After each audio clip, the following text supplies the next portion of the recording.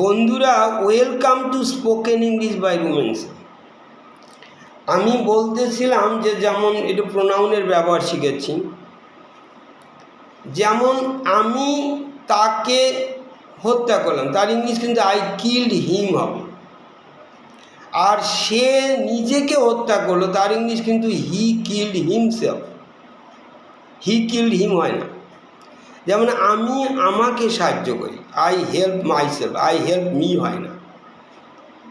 Ram helps me হয়, রাম আমাকে সাহায্য করে, তার ইংলিশ রাম হেল্পস মি। কিন্তু আমি আমাকে, তার ইংলিশ কিন্তু আই হেল্প মাইসেলফ, তখন মাইসেলফ। ওই রকম আমি আমাকে দোষ দিলাম, আই ব্লেমড মাইসেলফ, ব্লেম মানে দোষ দাও। আই হার্ট বা আই কাট মাইসেলফ, আমি নিজেকেই দোষ দিলাম। আর রাম আমাকে দোষ দিল, রাম ব্লেমড মি।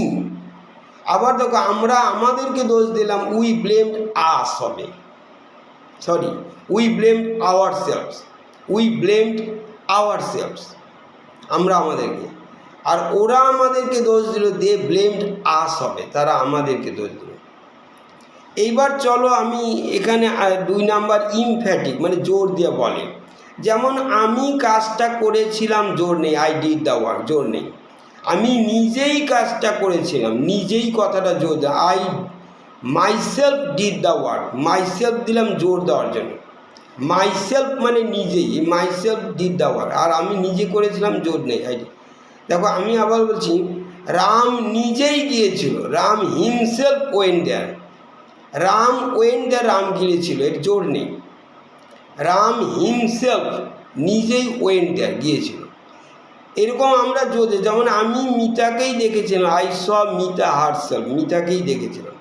জোর দিতে গেলে আমরা myself, yourself did it, তুমি নিজেই এটা করেছিলে। এবার লক্ষ্য করো লাস্ট এটা বলছি, যেমন বাই মাইসেলফ মানে ইংলিশ হচ্ছে অ্যালোন। যেমন I went there by myself মানে আমি একাকী গিয়েছিলাম, তার ইংলিশ কিন্তু I went there by myself, এটা আর একটা ইংলিশ।